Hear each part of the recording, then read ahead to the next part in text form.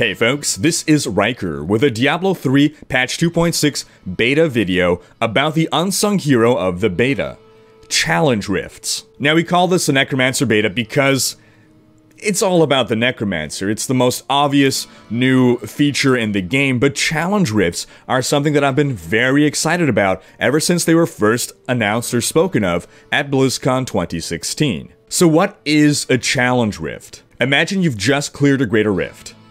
Now, imagine if you could try that same Greater Rift a second time. Everything being exactly the same. The map layouts, the pylon placements, the monster placements, everything completely identical. Now, imagine it's not just you that gets to replay it, but every other player in the world. And not only is it the same rift, it's also the same character. All the same Paragon point allotment, all the same gear, the same skills, the same gems, all unchangeable.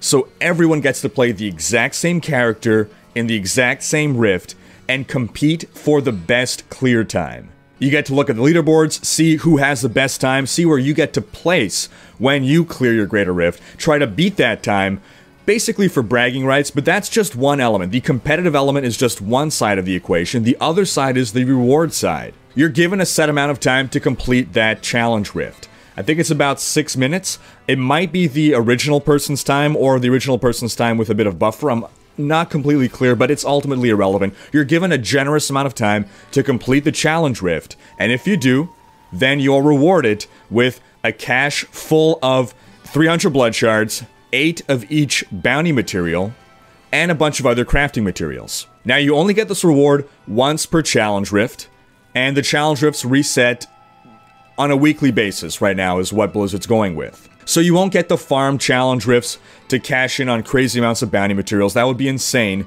You can complete these things in like 3 minutes, so no one would do bounties anymore. The main purpose of the challenge rifts is the competitive aspect of it. This is the truest form of competition that Diablo has ever had in the history of Diablo. Now, it doesn't matter whether someone puts in 5 more hours a day than you. It's purely about your skill and your strategy with no real random element. There's just one tiny random element, and that's when you kill an Elite or Champion pack, the progress globes.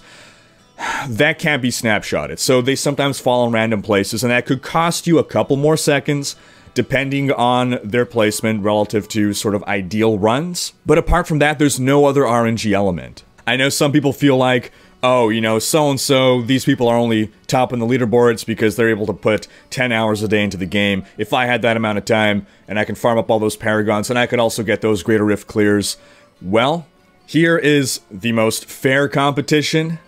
Go there, improve yourself. The only things that really matter are strategy and skill. Skill being execution. So strategy is going to be, you're going to want to, 1, know how to play your build. You're going to have to analyze, what does this person have? Because there's a learning algorithm that was put into the game around December, is what Blizzard told me, and it's been sort of studying builds and figuring out how best to pick builds for these challenge rifts. And the Greater Rift levels so far, we've gone through 3 of these so far in the beta. They've all been around Greater Rift maybe 40-ish, so it's not like crazy 90 clears. And the characters haven't had 1,000 Paragon levels. They're generally unoptimized, relatively optimized, but still pretty unoptimized characters, and the low Paragons. So it's not about taking the best character in the world and, you know, the most perfect optimized character and seeing who's the best with it. It's about taking a character that is suboptimal.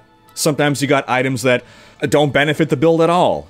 Sometimes the person putting the build together just didn't have anything better to use at the time. Maybe he made a suboptimal choice for a rune or a skill or a passive. You gotta analyze his choices and you gotta make the best of what those choices are. And then you gotta strategize. How are you gonna go through the Greater Rift? What is the optimum path to take? Which monsters are worth skipping? This is all the strategizing element, and then there's the skill element, the execution.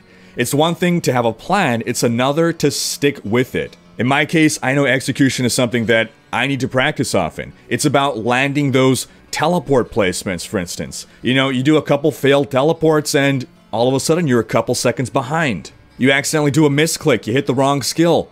That's going to cost you time. So that's what has me really excited about challenge rifts, and I would like to, in the future, when this feature launches, put together video guides on beating a challenge rift, and sort of optimizing your time as well. So for instance, for this current challenge rift of this week, what I did was, the first thing, I just walked through several of the levels and mapped them out. I noted the locations of the champion and the elite packs, which I denoted with red and blue dots in my diagrams here. I made sure I got all the pylon placements, the full scouted out map to ensure that I didn't miss anything like a hidden pylon or a hidden pack, and then I plotted what I felt would be an optimum route to take through each level. Then after I'd sort of memorized this, and you don't necessarily have to memorize it, it does help, but you can also have it open in a second monitor. You then do the challenge rift, and on my first real run, I got a time of, I believe it was 3 minutes and 50 seconds, which easily smashed the time, which was 6 minutes,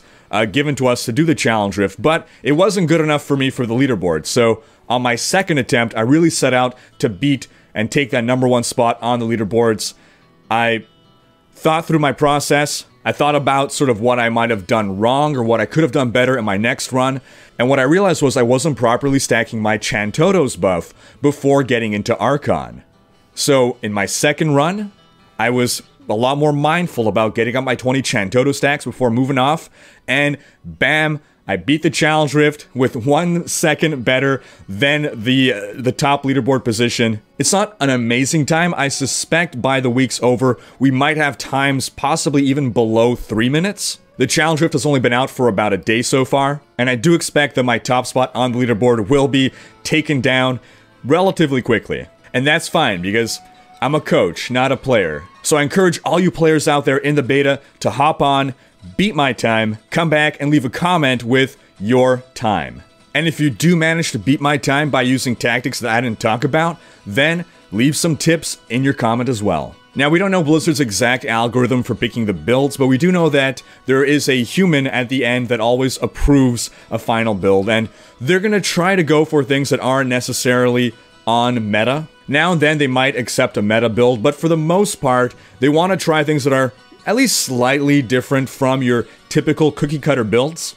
So for instance, this build here, what we're running is a Veers Chantotos Archon Wizard. That isn't the current meta, it's not a Lightning Wizard, and it's also not a Firebird Wizard. Firebird Chantotos was the previous best, but if we go back a few seasons, a few patches, there was a time when Veers was certainly competitive with Firebirds. Apart from that, you're seeing your same typical items that you use to buff an Archon build. We're also seeing that halo of our Lees. And something to note is that the gems, 2 of them aren't level 25, so that Bane of the Stricken, for instance, not all that helpful. Also, the Bane of the Trapped, typically, you're accustomed to having your Bane of the Trapped at level 25 triggering itself. In other words, it's ensuring that its own buff is always being maintained at close range. In this case, it's not. You gotta make sure you're freezing those enemies.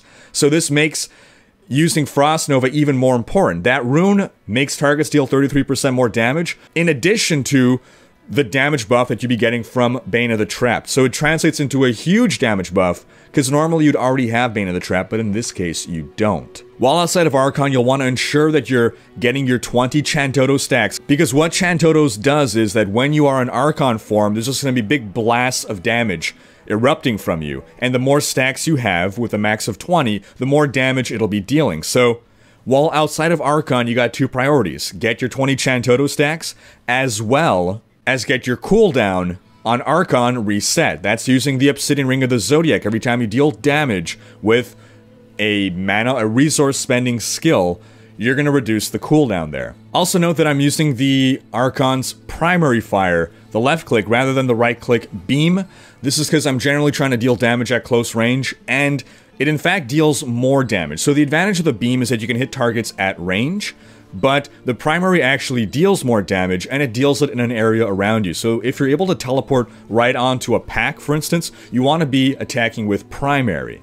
You also want to make sure you're hitting the 1 to send that additional eruptive wave. As I'm teleporting from pack to pack, I'm ensuring that I'm basically tapping 3-1, 3-1, 3-1. 3 for the teleport, 1 to send out that additional eruption around me. Of course, you want to ensure that you have slow time up at all times. Sometimes I misclick and it goes down, but the slow time bubble will ensure your Bane of the Trapped is proccing, is triggering, is giving you that damage buff. But if you're outside of Archon, you're still dealing a lot of damage. This is just a greater of 35, so you're definitely able to kill champion and elite packs while outside of Archon. And that wraps up this video. Thanks for watching. Special thanks to my Twitch and Patreon supporters for making these videos possible. If you enjoyed this video, please share it, check out these other videos, and subscribe to join Rhykker's Raiders for more Diablo content.